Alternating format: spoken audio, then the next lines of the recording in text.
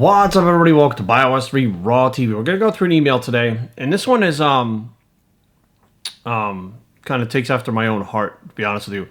Long time ago, you guys, many of you know that I fought through drug addiction, and the whole time that I was addicted to opiates, I was still going to the gym. I was still training. I was still trying to eat right. I was still competing. I was doing all these things, and never strayed from the gym. But not everybody's like that. And, we're going to kind of go through this, and we're going to leave the guy's name out because I don't know whether or not he wants his name. But basically, he says, he's wondering if I could help him with a question, advice. He said he's been holding off on contacting anyone. Feels like he needs help, and watching the videos on my drug addiction videos and stuff, and the pec tear videos, think it's time to let it out and hopefully get some advice. He's 6'1" at his best. He was 210 to 215. He said he loved to train. He loved training so much, he trained 5 days a week, if not 6, sometimes doing 2 a day. He just loved training, right? He had used gear, and I said, we'll continue to do so if I gain my motivation back. Now, here's where the whole thing takes place. So about 9 months ago, I hurt my back really bad, and at the time I got hooked on cocaine. Not Coca-Cola, cocaine. And every time I would try to go to the gym, I would hurt my back again. I didn't hurt my back working out. I hurt it outside of the gym. But the last 9 months, I've lost total motivation to go to the gym. I've come off the coke for about 2 months now, but still absolutely have no drive to get into the gym. I even started with my favorite cycle of steroids, hoping that would motivate me to, get back in the gym and boost my motivation. And it just hasn't come back. He says positive. It's that he lost it due to the fact that continuous reoccurring injury to his back and the amount of coke that he was doing. He's looking for any kind of advice. He says he loves training. He loves being big. He loves lifting weights. He loves everything about it, but the drive to get his ass in the gym just isn't there. He's also had, he gave a 16-month-old at the house, works a night shift. Works days, and he's on a day schedule, so it flops back and forth. So I don't get a lot of sleep, so it throws eating and sleeping off, which I know are two main components of lifting. So he goes into some other things that may be causing it, but here's the deal. First of all, the back problem, right? This is what caused you to be out of the gym in the first place. You have to find, obviously you know what happened because you went to the doctor and stuff. If you didn't go to the doctor, you're just fucking around, you need to go to the doctor and get this looked at to figure out what the fuck is going on. They can instruct you how to train around it, right? You said you go back to the gym and you hurt your back again. Well, obviously you're doing something that's going to hurt your back again. So look at it like this.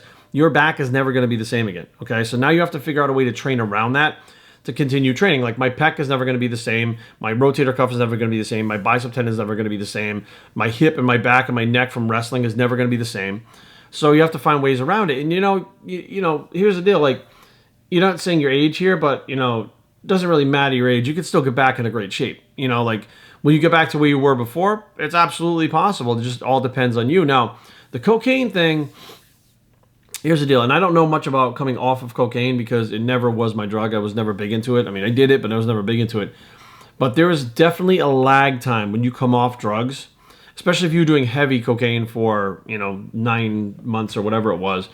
And you come off, even though you're off the cocaine, doesn't mean that you're normalized yet. Like your brain function is normalized yet. Doesn't mean that your dopamine and serotonin levels are normal again. Doesn't mean any of that shit.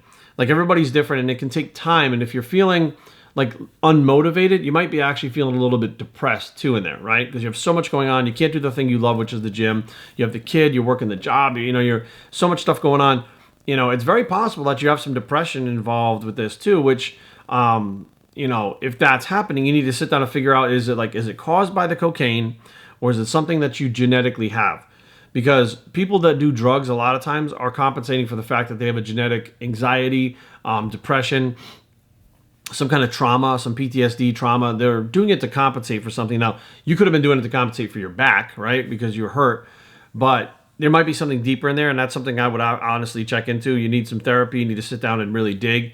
It works. I've done it, and I would have no qualms about doing it again if I needed to. It's not embarrassing. It's not anything like that. Sometimes you just can't think rationally. You rationalize all that stuff in your head and you piece it together and you make your own reality when that's actually not what's going on. It's good to have an outside person that's not emotionally attached to you be able to tell you, this is what I'm seeing. Like, this is what's actually going on, and that can help a lot. But as far as that's long term, right? As far as the short term, you have to go to the gym. Like, you have to, first of all, figure out how to not hurt yourself in the gym with your back, right? Once you figure that out, you have to go. And you have to keep going. There are going to be days where you do not fucking feel like going to the gym. Tough shit. Like you're saying, oh, I love it, I love it, I love it. If you loved it, you would have no fucking problem with this whatsoever. It is also possible you love the attention you got when you were 6'1", 215 or whatever it was, and all, on shape and stuff. It could be possible that you love that attention that you got. And you said, I love being big. Like you love the feelings of that stuff. And right now you're none of that stuff, right? You're not the way you were. You're not in the shape you were. You're not big. You're not any of these things. And when you go to the gym, you just see this shell of your former self. Well, that's what happens when you take time off from the gym like that. So now you have to go and you have to slowly build yourself back up. But here's the thing. I look at it as a positive thing. Like when you go to the gym and you're not hurting your back, you're going to progress. It's like starting all over again. It's like doing it for the first time again, except you not know what to expect and it happens faster. But there are going to be those days where you don't want to go. Fucking go anyways. Even if you're just going through the range of motion, just going through the motions rather, still go, because you're eventually going to get better habits, because your habits now are to not go. And then you're like, well, I get demotivated. You're not demotivated. You're just giving up because it sounds like you're depressed. You're depressed that you don't look the same. You're depressed that you're not big. You're depressed that you're a shell of your former self. When you look in the mirror when you're training, like, this fucking sucks. We've all been there, right? But do you really have it in you, in here, in your heart, to get in there and do it again? If it's something you love and you're passionate about, you will fucking do it. If it's something that you were just using for attention to feel better about yourself due to insecurity or something like that, it ain't gonna fucking happen.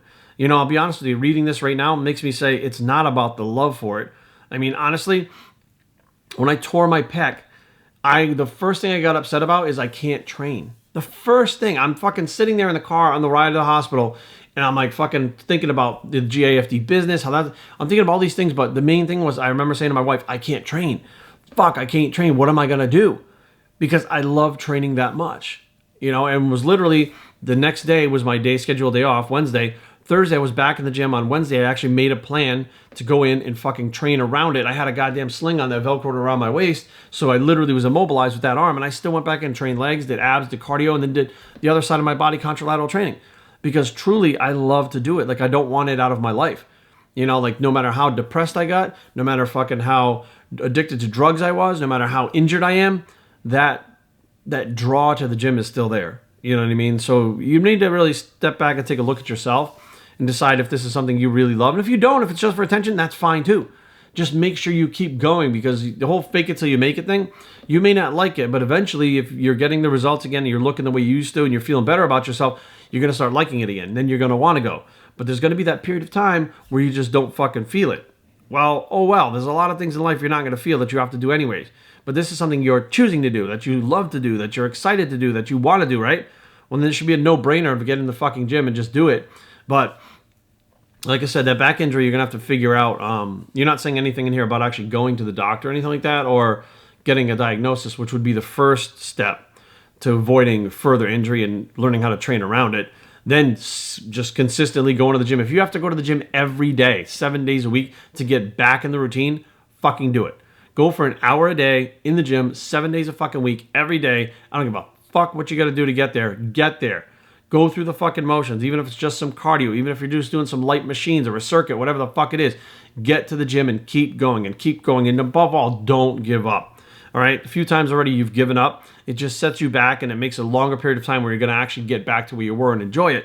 Stop setting yourself back. Get in the gym. Get good habits again. Learn to enjoy it again and again. With the injury and stuff, you may never be able to do what you used to do. But if you truly love it and you're passionate about it, you're going to find a way around that stuff so that you enjoy your, I don't want to say pastime, but you enjoy your time in the gym, which could be therapy and stuff on its own. But unless you make those good habits, it's never going to happen. So I commend you for getting off the cocaine. I commend you for trying to get back to the gym even when you're injured. I mean, those are great things, and I think that's amazing that you're doing those things. But I think you really need to take a good look at yourself and figure out what it is you really love about this stuff, and make a plan from there. BicePtraining@gmail.com. Leave comments down below, but don't fight. www.bicetraining.com is the blog. It's the Make a Plan Bicep, and we are